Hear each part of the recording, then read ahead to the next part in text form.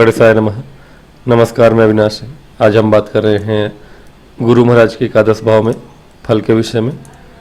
गुरु महाराज जो कि बहुत ही शुभ ग्रह हैं हमारे कारपुरुष की कुंडली में, और बहुत ही नहीं, सबसे शुभ ग्रह हैं। एक्चुअली शुभ ग्रह और भी हैं, लेकिन गुरु सबसे अधिक शुभ ग्रह माने हैं क्योंकि सबसे अधिक देने वाले हैं और पीड़ित नहीं होते अधिकतर किसी भी ग्रह से।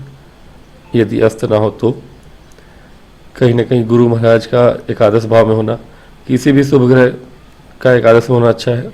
हालांकि पाप ग्रह का भी होना यहाँ पर अच्छा ही माना गया है, लेकिन गुरु का यहाँ पर होना और भी कई चीज़ों में अच्छा है। पहली बात मैं बता दूं कि यदि गुरु महाराज आपके एकादश में हो तो वो स्त्री जाति का जो है आयुष्मती होती है, यानी दीर्घायु कह सकते हैं आप, आयुष्मती,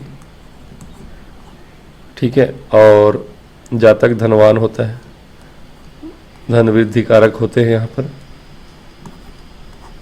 ठीक है। तो बहुत उत्तम बताया गया है।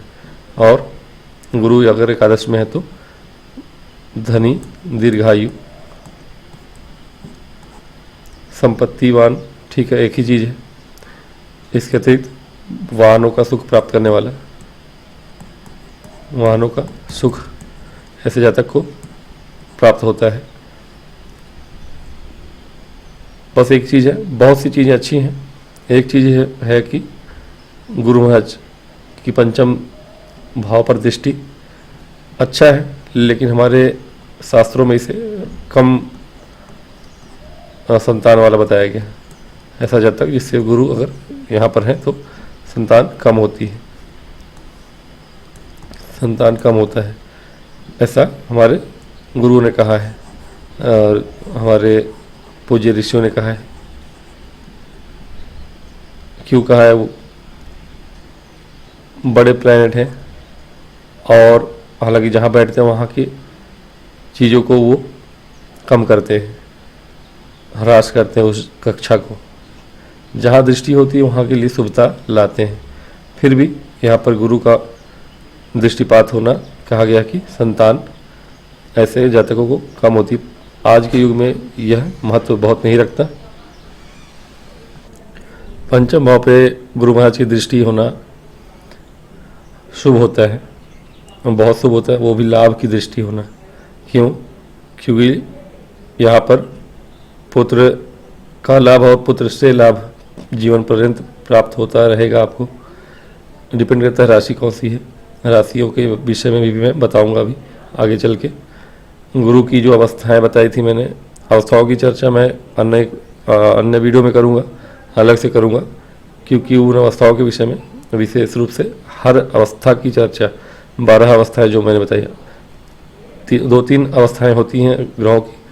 एक तो होती है आपका बल, देखते हैं कि कौन सा ग्रह किस अवस्था में प्रसुप्त है, दीप्त है कि नहीं है। और एक होता है कि मृत है, और एक होता है वो जो 12 मैंने अवस्थाएं बताई, शयन आदि अवस्थाएं बताई हैं, वो 2-3 अवस्थाएं अलग अलग अवस्थाएं हैं। तो वो अवस्थाएं भी यहाँ पे महत्वपूर्ण होती हैं। गुरु अगर आपके नवमांस कुंडली में अच्छे बैठे हैं, यानी कि लाभ भाव में बैठे हैं यहाँ पर, ठीक है, लेकिन नवमांस में अगर अष्टम में, षष्ठ में, द्वादश में बैठे हैं और अच्छे राशि में नहीं है, अच्छे डिग्री पे नहीं है, अच्छे राशि में ना हो नवमांस में, तो वह फल प्राप्त होता नहीं है ज़्यादा। मैंने बहुत सारे कुंडों में देखा है, दशम में गुरु बैठे हैं और कार्य क्षेत्र में व्यक्ति कुछ कर नहीं पाता, वो भी चंद्रमा के साथ बैठे हुए, राजयोग बना के बैठे हैं, गजकेसरी योग बना के बैठे हैं, फिर भी चूँकि नवमांस में वो अष्टम में बैठे हैं, तो ऐसा जातक जो है उसका लाभ ले नहीं पाता। बहुत सी चीज़ें होती हैं। गुरु महाराज की यहाँ ये दृष्टि है, सप्तम दृष्टि। इसके पहले बात करेंगे पंचम दृष्टि की। 1, 2, 3, 4, 5, एक पंचम दृष्टि इनकी पड़ती है 3rd हाउस पे। और एक लाभ में गुरु होने का सबसे अच्छा फायदा आपके सप्तम भाव में मिलता है आपको। क्यों? क्योंकि यदि सप्तम भाव किसी प्रकार से पीड़ित है, मंगल बैठे हों, शनि बैठे हों, राहु बैठे हो, राहु यहाँ बैठे हो देख रहे हो, सूर्य बैठे हो अथवा देख रहे हो, या शनि देख रहे हो या बैठे ही हो, किसी भी प्रकार से शनि कहीं से भी देख रहे हो, सप्तम भाव यदि किसी भी प्रकार से पीड़ित है लेकिन गुरु की एकमात्र दृष्टि पड़ रही हो, एकमात्र शुभ दृष्टि और अच्छे गुरु की, पावरफुल हो गुरु महाराज, यहाँ की राशि अच्छी हो, गुरु उच्च के हो, स्वराशि के हो, मूल त्रिकोण में हो अथवा वक्री ही क्यों ना हो, वक्री गुरु अच्छी डिग्री पे हैं, यानी वक्री हुए तो पावरफुल ही होते हैं, ठीक है। तो कहीं ना कहीं यदि शुभ गुरु यहाँ बैठे हैं, बली गुरु बैठे हैं, उनकी दृष्टि सप्तम भाव में पड़ती है जब, तो आपके मंगल दोषों का परिहार, शनि, सूर्य, राहु, इन सभी ग्रहों के अनिष्ट का फल खत्म कर देते हैं, एक तरह से आपके मैरिड लाइफ को बचा लेते हैं। तो गुरु का यहाँ होना सबसे अच्छा सप्तम भाव के लिए मैं मानता हूँ। एक तरह से पंचम दृष्टि इनकी जो है वो भी अच्छी है। शिक्षा के क्षेत्र में आप अच्छा करते हैं क्योंकि पराक्रम आपका, ये दो भाव जुड़ जाते हैं, पराक्रम और शिक्षा भाव। शिक्षा के क्षेत्र में आप बहुत अच्छा करते हैं, आपका पराक्रम होता है कहीं ना कहीं ज्ञान के, नॉलेज के क्षेत्र में, ज्ञान प्राप्त करने के क्षेत्र में आप कहीं ना कहीं दौड़ते हैं और वहाँ से लाभ प्राप्ति करते हैं। शिक्षा आपकी अच्छी होती है और उच्च शिक्षा प्राप्त करते हैं आप। संतान की बात कर ली मैंने, लव लाइफ के लिए भी अच्छा है, गुरु महाराज यहाँ होना आपकी सेहत के लिए अच्छा है, और छोटे भाई बहनों के लिए भी अच्छा है, छोटे भाई बहनों की रक्षा होती है यहाँ पर। बड़े भाइयों के लिए भी अच्छा है, बड़े भाइयों के लिए, मित्रों के लिए, मित्रों से लाभ प्राप्त करना। गुरु अगर आपके एकादश में बैठे हैं, मित्रों से आपको लाभ प्राप्त होता रहता है जीवन पर्यंत।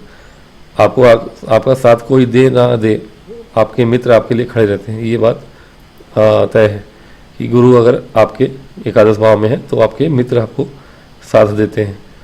सप्तम भाव पर इनकी दृष्टि होना और भी अच्छा है, क्यों? क्योंकि मैरिड लाइफ ही नहीं अपितु आपके बिजनेस के लिए भी अच्छा होता है। कोई भी प्रकार की अगर परेशानियां होती हैं, जैसा कि मैंने कहा यहाँ पे शनि महाराज बैठे हैं, मैरिड लाइफ के लिए शनि महाराज विशेष परेशान नहीं करेंगे, लेकिन परेशान करेंगे यदि आप परेशान करने लायक होंगे। मतलब आप बदमाश किस्म के व्यक्ति हैं, व्यक्तित्व तो आपका अच्छा नहीं है, आपके चरित्र अच्छे नहीं हैं, आप हिंसा करते हैं अपने पत्नी पे या पति पे, दोनों के लिए लागू है आजकल। तो इस तरह के प्रवृत्ति के लोगों के लिए अच्छा नहीं है शनि यहाँ पे मैरिड लाइफ में। लेकिन यदि नॉर्मल आप बहुत अच्छे पति पत्नी दोनों में से हैं, व्यवहार अच्छा है आपका, तो आपके लिए शनि मैरिड लाइफ में कोई समस्या नहीं लाते हैं। गोचर बस यहाँ आते हैं तो थोड़ी बहुत नोकझोंक हो सकती है यदि शनि आपकी कुंडली में अच्छे नहीं है, लेकिन व्यापार के लिए शनि आपको परेशान यहाँ कर देते हैं। लेकिन यदि गुरु महाराज की दृष्टि यहाँ पे है, अथवा मंगल ही क्यों ना हो, मंगल आपको जब मांगलिक बनाते हैं ना तो मैरिड लाइफ खराब होता है, लेकिन गुरु की दृष्टि से मांगलिक दोष भी खत्म होता है। शनि का जो ओवर मेहनत कराना है आपका व्यापार में, वो ओवर मेहनत आपको परेशान नहीं करता। गुरु इकलौते ऐसे हैं जो शनि से स्वयं भी पीड़ित नहीं होते और शनि अलग से हो, इनके साथ इनकी दृष्टि हो तो भी पीड़ित नहीं कर देते शनि को। तो गुरु ही होते हैं। गुरु का लाभ भाव होना आपके व्यापार के लिए बहुत अच्छा होता है। आप यदि किसी भी प्रकार का व्यापार करते हैं और लाभ भाव के बैठे गुरु व्यापार भाव में जब दृष्टि डालते हैं ना, तो आपके व्यापार में कभी समस्याएं नहीं आती, लाभ ही प्राप्त करता है व्यक्ति।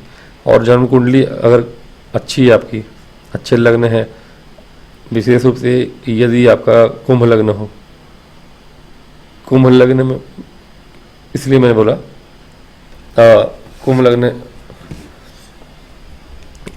यहाँ पर और यहाँ पर दोनों में गुरु की राशि होती है, यानी लाभेश और धनेश दोनों ही गुरु होते हैं, ठीक है।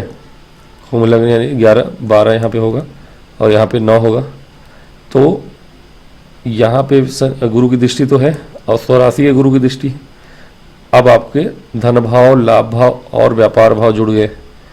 ऐसे जातक को व्यापार करना ही चाहिए, और ऐसा जातक व्यापार यदि करता हो व्यापार में उसे सफलता अपार मिलने की संभावना होती है। और कार्य क्षेत्र में यानी इस भाव में अगर अच्छा कोई ग्रह बैठा हो, 2-3 अच्छे ग्रह बैठे हो, सूर्य शनि राहु जो भी बैठे हो, तो इससे मतलब व्यापार में आप बहुत अच्छा कर पाएंगे, करना चाहिए आपको। तो कुल मिला के एकादश भाव में गुरु अच्छे हैं। राशियों की बात करी मैंने, तो अपने राशि में तो अच्छे ही हैं। मंगल में हो तो भी अच्छा है, 1 नंबर 8 नंबर में हो, मित्र राशि है, अच्छे हैं। अधिकतर राशियों में अच्छे ही फल देंगे गुरु, और कुछ मित्र राशि में अच्छा ही फल देंगे। और गुरु महाराज की शुक्र के राशि में है यदि, शत्रु राशि मानी जाएगी। अगर वक्री है तो कोई दिक्कत नहीं है, ठीक है। अगर शुक्र की राशि में भी गुरु महाराज यहाँ हैं, वक्री हैं, तो समस्याएं नहीं हैं उतनी, लेकिन हाँ शुक्र की राशि में उतना अच्छा फल आपको देखने को नहीं मिलता। यदि बली ना हो गुरु की, या और किसी प्रकार से यहाँ पे शत्रु कोई और क्रूर ग्रह बैठ जाए, तो ऐसा फल नहीं मिलेगा, लाभ नहीं मिलेगा जैसा मिलना चाहिए। तो किसमें किसमें अच्छा लाभ मिलेगा, 4 नंबर में उच्च के हो जाएंगे। बुध की राशि में कोई दिक्कत नहीं है, सम प्रभाव देते हैं, शत्रु तो नहीं है, लेकिन हाँ 3 नंबर में 6 नंबर में है तो भी ठीक है। गुरु महाराज बुध की राशि में है, बुद्धि से लाभ कमाने वाला बुध अगर अच्छे जगह में है तो बुद्धि ज्ञान के कारक हैं गुरु भी, और बुध की राशि में बुध भी बुद्धि के देवता। आप व्यापार करते हैं, समझदारी से करते हैं, तो आपको वहाँ भी लाभ होता है। शिक्षा का लाभ अवश्य होता है यदि बुध की राशि में है और बुध अच्छे हैं कुंडली में, तो भी कोई दिक्कत नहीं है।